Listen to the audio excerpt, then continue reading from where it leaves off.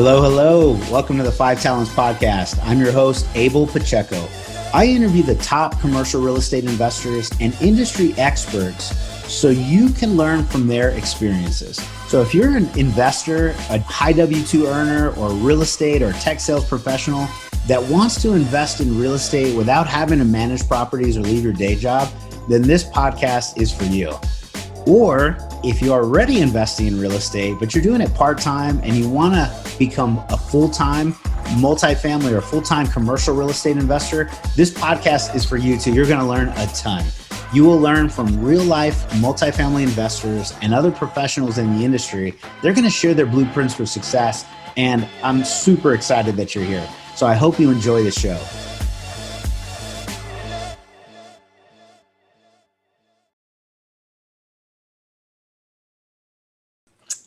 Hello, hello. My name is Abel Pacheco. I'm your host for the Five Talents Podcast, and I'm just super excited today. I'm super blessed to have an amazing guest, probably somebody you know in the podcasting space. I really grew up in the syndication side, listening to a lot of his shows, pumping those out. Actually, probably one of the first podcast appearances that I was on, Mr. Ola Dantis. Ola, thank you very much for joining us, man. Abel, thank you so much. Really appreciate it. Can't wait to kind of dig in with you today. Yeah, you are in good company, my friend, and just really value all of the education, all the ways you give back. It takes so much to put on. Now I really realize how much time, effort, and energy it takes to put the podcast out there as I'm beginning my own. You've been doing it for such a long time and just pouring yourself out and helping others and have that good heart. And I really appreciate it, man. And thank you very much for joining our show as well. So thank you. Yeah, for those that don't know Ola, we do have a lot of passive investors and kind of new people that are joining the multifamily scene. You can find him at Dwellin, Dwellin.com. He's the founder and CEO of that multifamily investment syndication firm. And he has in the world, you have to realize this when you listen to the show, grab a pen and a piece of paper, because he's successfully sourced about $40 million of multifamily and really commercial real estate. So with sellers, other apartment syndicators across the country, he's personally invested in about 500 doors. He's a general partner. He's an active individual. He's a podcast host. And though he's only been in the US for just a few years, he's already successfully completed what a lot of us are trying to achieve as the end run. And he's just got a fantastic story. Also, if you're on Instagram, you may already know who he is. He's got about 45,000 followers, or his community there on Instagram. So he's one of those individuals that we're just happy to have on the show. Ola, thank you, brother. Thanso much. I should let my wife hear that introduction. I appreciate it. We'll hear rewind and play once it comes out, man. So why don't you tell us, in your own words, tell us about yourself, tell us about what you're doing now, and we'll just dig right in. Yeah, sure. So, obviously, thank you for having me. My name is Ola Dantis. Where do I start, right? I came to the US. This is recorded October 2020. I like to tell people, America is the best country on the planet. Most people might be like screaming at the gym right now if you're in your car, like, what is this dude talking about with the weird accent? It is the best country on the planet. I came here, like you said, a few years ago, 7 years to be precise, and really done pretty well, obviously through hard work, a lot of pain, a lot of rejection. So now, obviously, we buy multifamily assets, typically in the state of Texas. And I actually moved my family just before the lockdown from Maryland to, Houston, Texas, just to scale our business. Pay attention. That's a sacrifice, right? So we did that in January, and then we got here, and then, hey, they shut down the whole, basically the whole state and the whole country, as everyone knows. But that didn't stop us. We're still obviously active in the market. We're still, looking to buy assets, and we're still looking to give our limited partners, our passive investors, return. But obviously, I didn't wake up one day and start buying apartments. Let's talk about that a little bit. So, my wife and I came to this country, like I said, shortly thereafter, she got a job Then I got a job, and we were living in Maryland at the time. And, we had great jobs, right? We were ironically living in a big apartment complex. And, I remember just kind of going to work and coming back home, going to work, coming back home. And I'm like, is this it? Like we do this and we die? Like there's the American dream there. Oh man. I'm like, but it's pretty predictable, right? And I can almost see where this is going to end, right? And I was like, I think I want more, right? More, not just money. I don't want to, I don't want you guys to think that. It's just, a more fulfilling life. And kind of when I was pondering that, and I always like to tell this story, but when I was pondering that, a friend of mine from the UK called me and said, hey, Ola, I want you to meet me in Dubai. I've got to meet some investors there, and I want you to come and help me with my business. Now, the reason I like this is because everybody expects success to come in a big announcement. Success never ever comes in a golden box with a red ribbon tied around it. It could be a phone call from a friend, or it could be these days a DM on Instagram, whatever. It could be a message on LinkedIn. So be open. For those listening to my voice, be open and welcome opportunities in whatever shape or form they come to you. Anyway, after I got the call, I did what every smart man does. I prayed about it, and I asked my wife, and my wife was like, well, very interesting. You guys could use, Skype. I mean, this was way back before Zoom became, a staple for all of us, or Zoom or FaceTime or whatever. Why do you have to go all the way there? And I told my wife, hey, maybe if I do go there and I learn a couple of things, maybe it could help our family. Moreover, in my mind, I was kind of looking for something different anyways. So anyway, long story short, I was on the plane to Dubai, got to Dubai. My friend and I were just in a very standard hotel. And we were just kind of masterminding on his business, right? And I realized, like, hey, he's doing really well. He's doing property investing, which is what is called in the UK where I grew up. And he was doing pretty well. I was like, oh my goodness. So obviously on my way back to America, I was like, hey, I think I should check this out when I get back home. So obviously when I got back to the US, I went straight to my best friend, Google, saying, what is real estate investing? Tell me more about this thing. And this same website kept coming up, bigger pockets. So I plugged into their podcast, and then almost every guest we talk about this book, Rich Dad Poor Dad. I'm like, okay. I went to my second best friend, Amazon.com. I love reading. We can touch on that later as well. You got to read to be successful. You have to be an avid reader.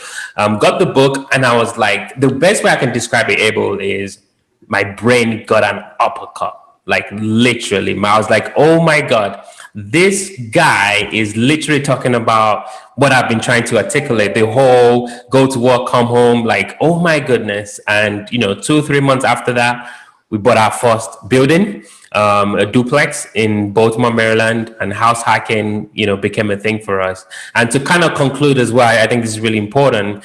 I've said a lot. I really want to unpack some of the things I've said, but anyway, just I like to say this is a classic, night in my house. My wife and I are home doing what lovers do. Cooking, right? Cooking.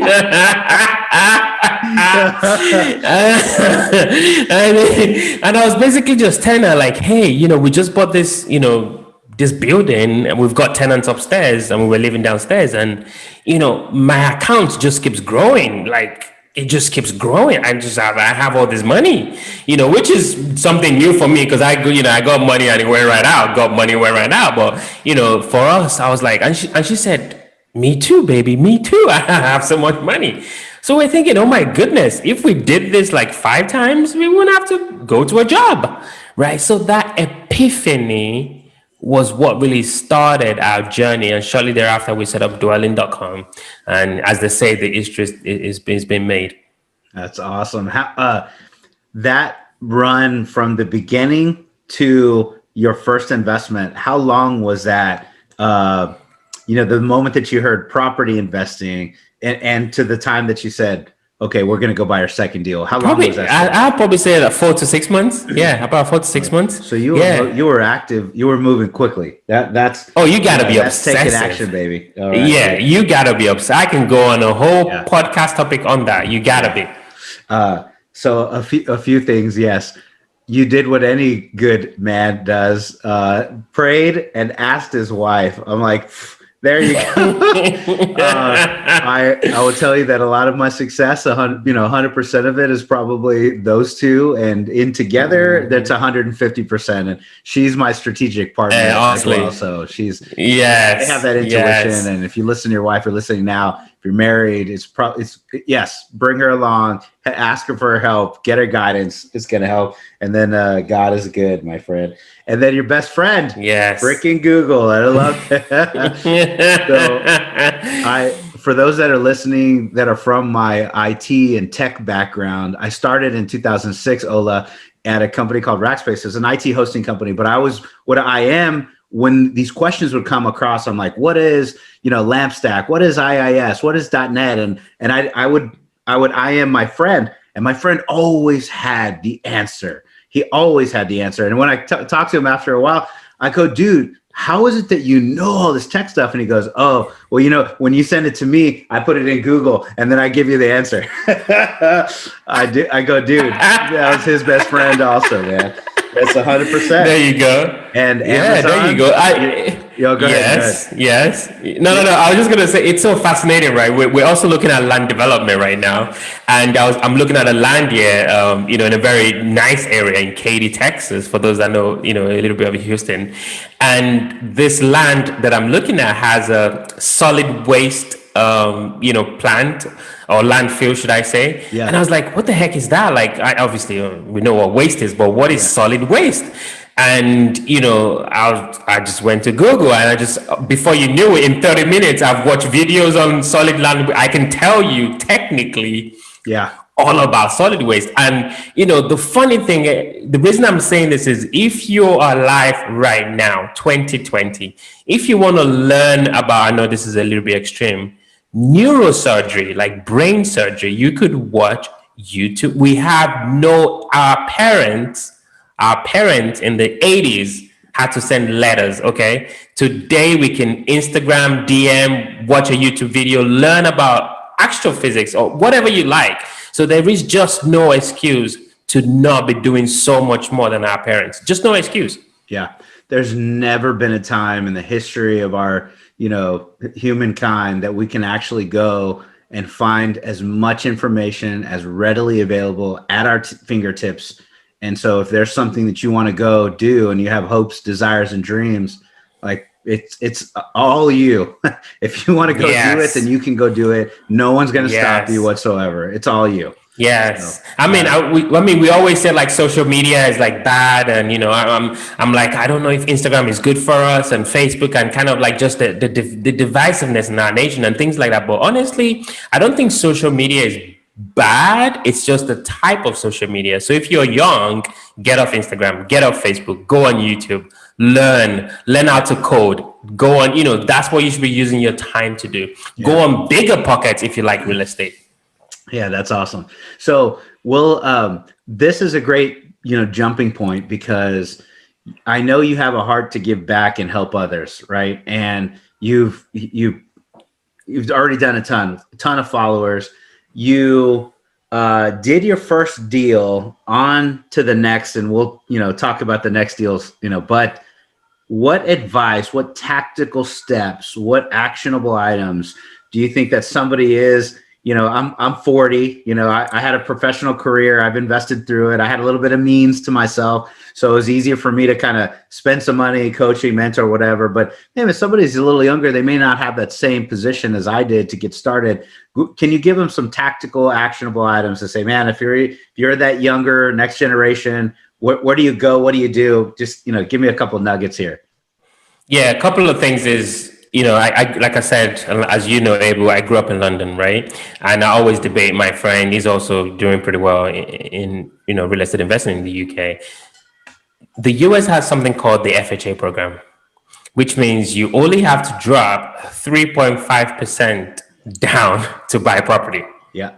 Now, in life, this is just a flat fundamental law. You don't know what you don't know. Somebody might go, oh, I knew that. Somebody might hear this and go, oh, what is that? I don't know that. So you don't know what you don't know. So that's one tactical step. If you're in America, you're young, you're in your 20s, you just finished college, and you're thinking, this guy's talking about, I should go buy property, but I don't have any money.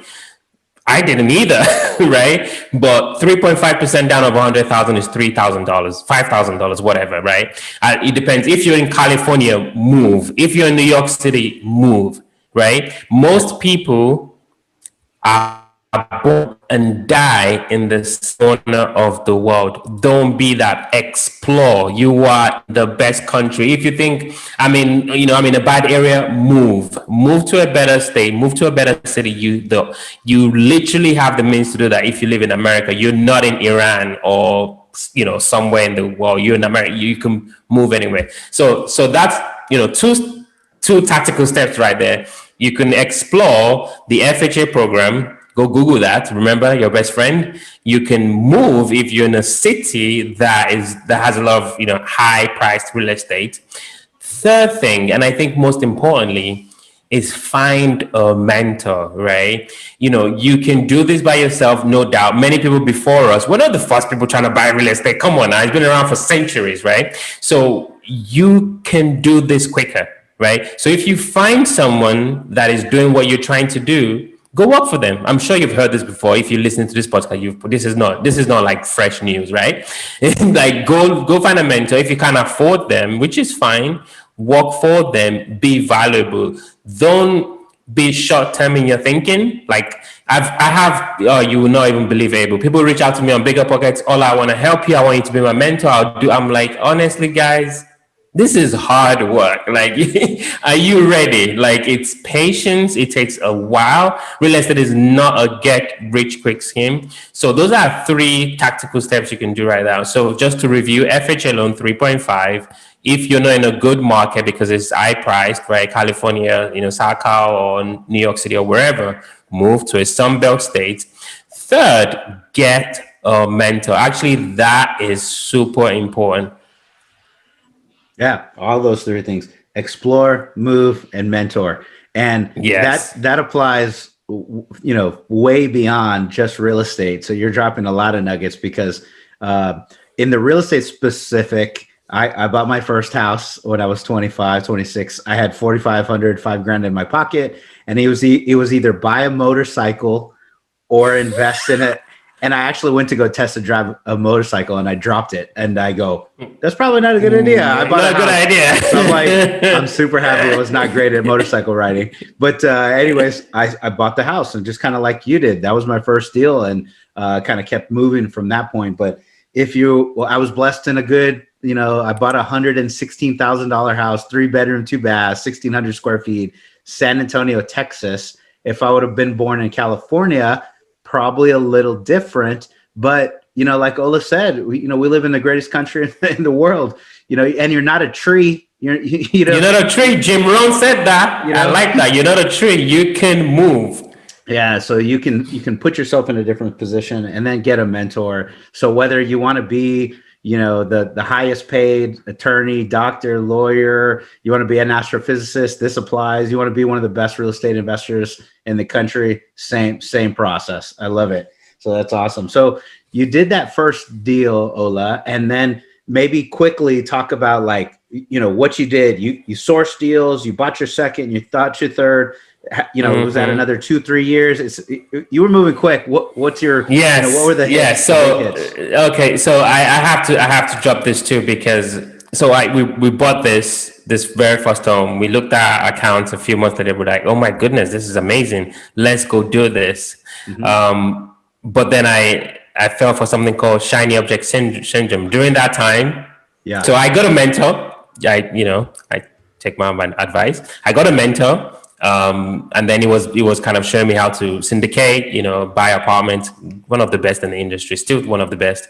So I was doing that program, but as I was doing that, I met a guy that said, hey, Ola, let's go flip houses. And during that time, I was obviously binge watching HGTV, and I was like, this is easy. I mean, come on, this is the easiest thing in the world. It's a 30-minute show, man. Buy it, flip it, gone. 30 minutes later. And you make 50 grand. I was like, I can do this. Is so easy. Yeah, I love it.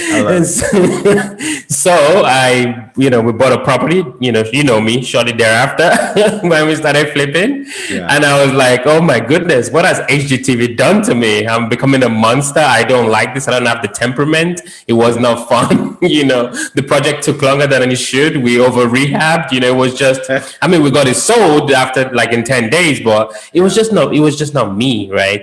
And then shortly thereafter, I was like, oh, maybe it's not too bad. Let me do it again. Second time is a charm, right? No. And then I bought a bigger property. This is all I think it's on my Instagram for anyone who's check it out, our dwelling page. Then we did a full gut on this, 2,500 square foot house. Obviously, just more intense, but me, I'm just really resilient and persistent, right? We finished it, but I was like, no, I'm done.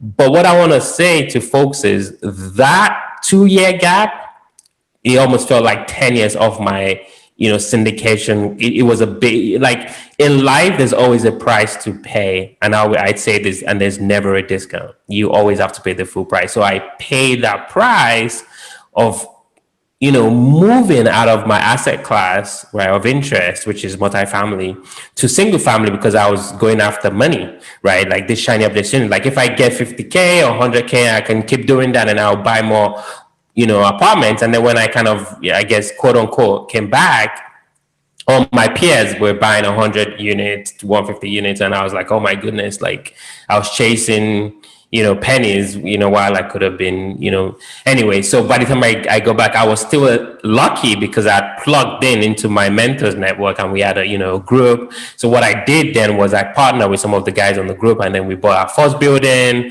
and then we, here in Houston, Texas. And then, then we did a second, that was and then we did another one. So for me, I was still able to kind of bounce back, but I wanted to share that story because I want folks to really understand that anyone can still fall for the shiny object syndrome.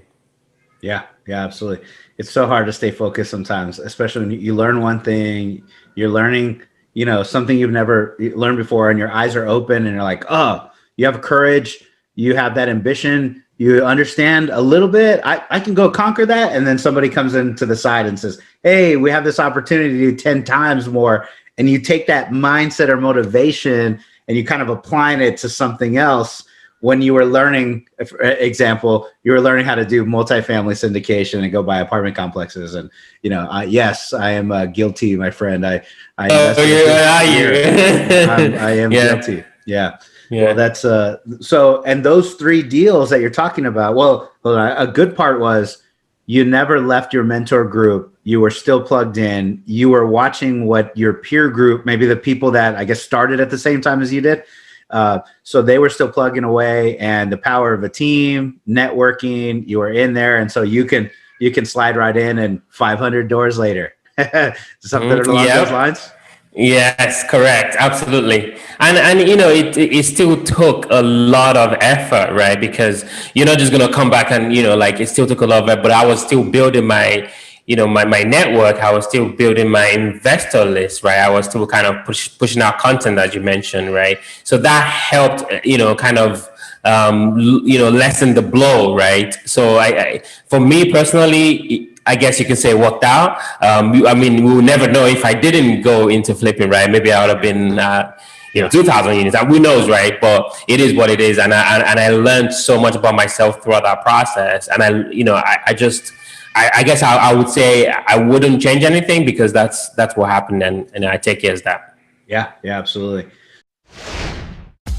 Hello. You're listening to the 5 Talents Podcast. I'm your host, Abel Pacheco.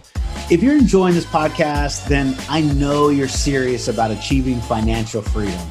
Are you ready to create your own path through multifamily investing for yourself and your family? Then I know you're going to appreciate our investor's guide to multifamily investing. It's titled Tackling Commercial Real Estate the Easy Way. We use this guide to invest ourselves in $93 million worth of real estate. So we're going to show you the basic mechanics of multifamily syndications and how to evaluate your next passive investment opportunity. So the best part, if you subscribe to our podcast now, leave us a review and a rating. I'm going to give you a free copy of our ebook. So please take a moment to do that now. Once you've done that, go to 5tcre.com/ebook, 5tcre.com/ebook. Make sure to let us know you left a review and we're going to send you a free copy. So thank you so much for subscribing to the 5 Talents Podcast. We really appreciate it.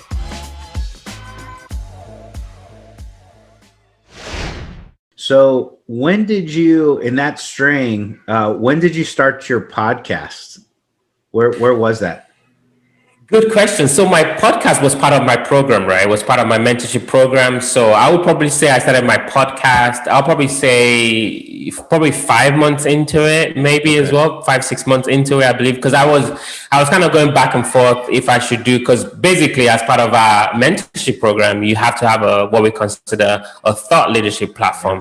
So it could be like, it could be like a blog, it could be like a YouTube channel, or it could be a podcast, right? And this was when people didn't even know what podcasts were. This was ages ago, right?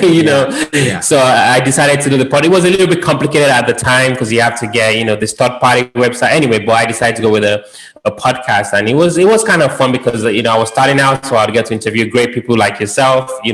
So I enjoyed that. I really enjoyed that. Yeah, that sounds awesome. Because of your podcast, I had probably at least 2 or 3 people reach out, and then some of the people that I already knew said, "Hey, I saw your interview on the Ola Dantis show," and I was like, "Oh, that's awesome." So it works. It works. Yeah, absolutely. And so you've done the podcast for how many years?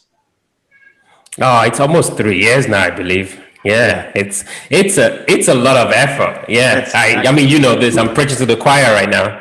Yeah, but for those that don't really understand. The same, what I'm drawing a lot of parallels to it, and actually one of my mentors and coaches was like, well, don't start a newsletter, even a newsletter. Don't start a monthly newsletter unless you're going to commit to doing that every single month, because if you miss a month or you skip or something you stop, looks really bad. Don't do that. It's like, and if you do a podcast, get ready to invest 2 years of time without any kind of return whatsoever. Just put it out there. And if you're comfortable doing that, then maybe you could consider starting. So the now that I'm kind of in it and see it, I go, oh yeah, he was absolutely right. And I see a lot of similarities though in the follow through, the commitment, the dedication to, the investing in multifamily syndications. It's not a quick thing, but man, I learn a lot. I network with great people. We're trying to buy one deal at a time. I'm looking through a bunch of opportunities and a bunch of them done on underwrite and things like that. But, talk a little bit about maybe those parallels, because you very persistent, you deliver, you follow through, since the very moment I met you. So, I mean, I had a young person come to work with me lately, and I think they're called Generation X. I think I'm a millennial, but the ones before us, the ones after us, should I say? They're in their 20s now, and they're very heavy on social media use, and they're very used to that quick gratification. And I was just constantly having to tell this young person, like, hey, real estate investing, has multitudes of components to it, right? And all of those take time.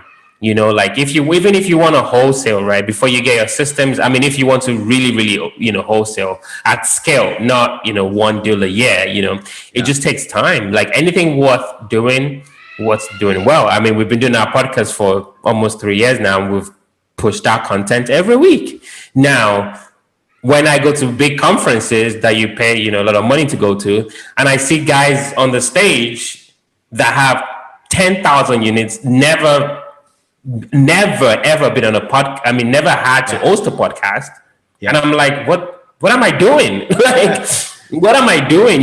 So, but that's you have to be okay with, your path and go through it every day, every week, every month, every quarter, every year. It has to be about what you said, consistency, and just really having that resilient mindset that you can see the end of that tunnel, but you have to keep marching forward. And I want to say something as well, like I wake up every day. I do I meditate. I do through my walk. I have my routine, but nobody is liking me when I wake up at 4:45 a.m. or 5 a.m. every day, right? Nobody is giving me a Facebook like or an Instagram like when I run 3 miles every morning, right? Or when I get rejected, right?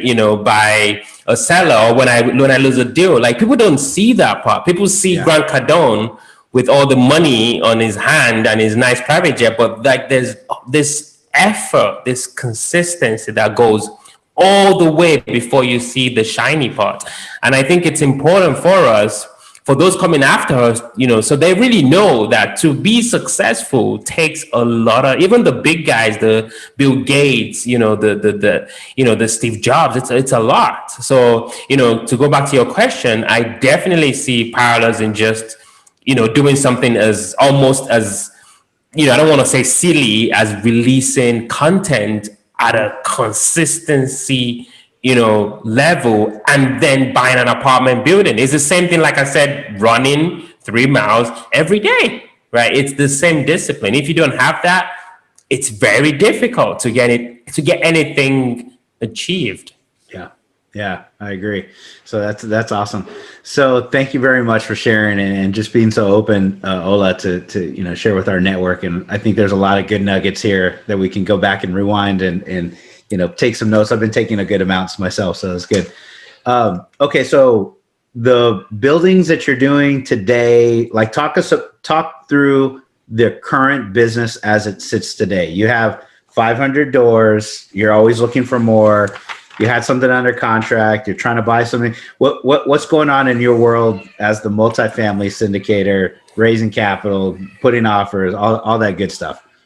Yeah. So good question. So one of the premise of moving from Baltimore, Maryland to Houston, Texas, Katy, Texas to be specific, was to turn our company from just a sole investment firm to a vertically integrated firm. So for those that don't know what that means, essentially what we do is we kind of consolidate the functions, the lines of business into our organization. So starting from, actually buying, which is investing, then management of those assets. So we do that, and then developing. So that's why we moved. And, that I just wanted to kind of push that before I say what I'm going to say next. So we've been trying to develop, and obviously with everybody in the world right now, COVID-19 hit, and a lot of offices are now been in, just in trouble, right? Because no one's going to the offices right now. So one of the deals that, we're looking at right now, or we were looking at, was an office building here in North Houston, actually. And we were basically looking to turn it from office to mixed use, right? So ground floor, what I like to call pandemic recession-proof retail, basically the retail that did not go away with the pandemic. So we're going to have a ground floor, retail, and then 135 apartments, right, on the 2nd to 10th floor, big office building, about 180K square foot. So we basically we had the LOI in, we had our price. Everything was looking great. We had my architect give us a really good drawing. We were kind of good to go. We've been working on this deal for probably 4 months now with my team. We've got the lenders, the MEP, engineers. We've got the architect. We've got the general contractors. We're doing our site visit. Everything was looking great. And I was just waiting that when we close on this deal, we can share it with our network and people can kind of see what we're doing.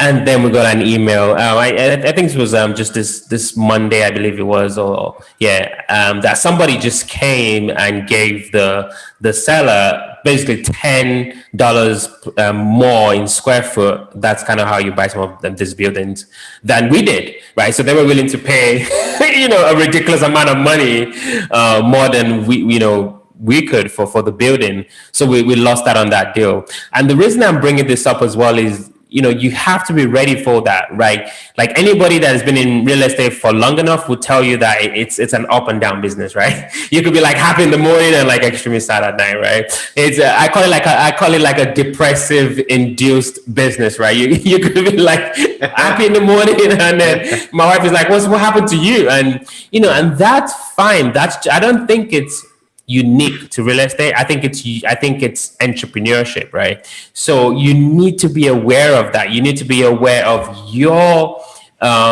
predisposition to that nature of work, right? So that's why guys like me wake up, run, exercise, because what I'm trying to do is reduce my stress hormone called cortisol every morning. That's why I meditate, so I remain calm and level-headed. I can make better decisions. I can be more creative. Those things sound like, what is this guy talking about? But that's why 80% of businesses fail, because you have to start from the inside before you can really execute on the outside. And you cannot leave that part. There's a big conversation on mindset. I'm sure anyone alive in 2020 has heard that. Mindset is great, and I'm huge on mindset. But you have to think about soul set, right? Your soul. You have to think about your skill set. You can read all the books and listen to all the motivational. If you don't have the skills, because you don't know where to attain the skills, then you're just gonna be like what I call a motivated fool, right? You're so motivated, but you're not doing anything, right? But then your heart set, like where is your heart, right? So you have to understand how every single one of those things actually piece together. And I'm not very smart. That's from a book I just read called The 5 a.m. Club. So if you want to check that out, it's a great book. That's why I got that from. So things like that help. You got to be an avid reader, right? So people think, I just want to jump into real estate. No, stop. Think about how were you brought up? How do you see the world, right? And I want to go back and I'll conclude here. When I said America is the world, somebody might absolutely disagree with me, but I've been saying for a little while now. This is how I see America. America is like a runway. Like just picture a runway, like where the planes take off, and on that runway there's gold, diamonds, honey, sugar, beautiful homes, snakes, dinosaur, T-Rex, lion about to kill you, right? Right? That's America. That is America. America is the same country that has elected the first black president in the West and also elected Donald Trump, regardless of where you stand. But that is the beauty. I would say are pretty opposite, polar opposites. But that's the beauty. So when you have that mindset, you're not telling yourself, I can't do it. Like, you can. This is the place to do it. China is trying, but they can never get close to the United States. Yeah. Wow. Look at that, man. We'll go rewind that one again. That was motivating, inspiring, and then kind of shocking at the same time. I love it, Ola. So thank you, man. Yeah, but as a real estate investor, people ask me, well, how did you? I want to go do what you're doing, and I go, okay, that's man, I do too. So I absolutely want to go do what I'm doing. But it was my first property that we bought was in 2008. And that has been a 12-year journey. And even though I wasn't doing, multifamily syndication in 2008, it took a little bit of muscle, motivation, mental, strength getting developed to sign on the line for the first $116,000 loan, and then took a little extra to have the discipline, save up some money, and go do it again. And then again, and buy 8, properties. And then you're like, oh, that's a bigger deal. $7 million, $10 million. It's way different than 100. It takes a lot, it takes some cycles. It just doesn't come with the flip of switch. And if it does, you're going to find yourself in new situations that you've never dealt with before either. So you're not quite sure how you're going to react. And it takes some practice and takes some learning and takes some education and then action. And you got to get comfortable with everything. And So excellently put the way you did it. Picking up diamonds, picking up gold, picking up a beautiful car, and then snake, and then lion. You're like, oh no, nobody told me about that. Nobody told you about that. That's hilarious, man. That's awesome. So yeah, the deal that you were doing, that was a new development. Are you going to look for others kind of similar, or what's absolutely? We're not going to stop. So it's something called adaptive reuse, and this is also part of sustainability. So typically for some investors, they will see a building like, let's tear that building down. Let's not do that, right? That's not good for our environment. That's not good for the world. If we have we're going to have a lot of empty offices. That's just the way it is right now. So instead of us looking for just raw land, can we adapt what we have, right? Yeah. And turn them into apartments, right? And it's not just, what we're trying to do wasn't just straight apartments. It was, apartments, have a really good, like a mixed use, draw traffic into the building. And after the call, after you switch off the recording, I'll show you some of the pictures just so you see it. That's awesome. And but also have like live work, right? So if, for example, I have a young family and I live in our building, but I have a really important call, you can pay us $40 a month extra and go to the office space downstairs, and you have that, and it's a quiet space, right? Or you just want to work from your office downstairs, you can do that too. So I think post-pandemic, it's going to look really different. The different assets that we have will just look a little bit different, because the residents have a different approach to living right now. So in the UK as well, there's a lot of co-working and co-living going on right now. Yeah, I think this is all smart plays. Some data points that I heard, probably some of it data, some of it a little anecdotal, but one of them was that most of the recessions in our recent past have been about 2 years. So the fact that we've started one or in one, the couple of years is what we can expect. When you add pandemic on it, it's probably going to be a little longer than 2 years. The overall state of things. We've never had pandemic, recession, this kind of black swan, whatever.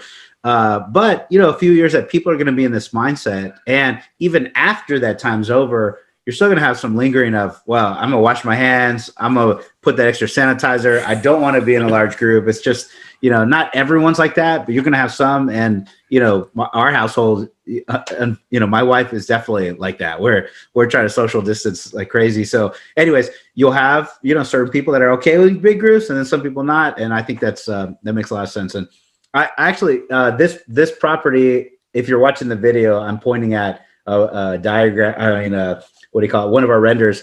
We're buying, and this is when I say we, I'm a passive investor in San Antonio, 65 units. It's taking an office space with retail on the bottom, mixed use. There you go. And they're turning the offices into multifamily as well. So I was like, oh, that's curious. Sounds awesome, Ola. So yeah, man, keep going, get after it. Unfortunately we can't win them all. And, you just, obviously you're going to keep heading after it. So that's awesome, man. And and I just say, like, it's, if God doesn't want it to be, it's not part of my story. Yeah, absolutely.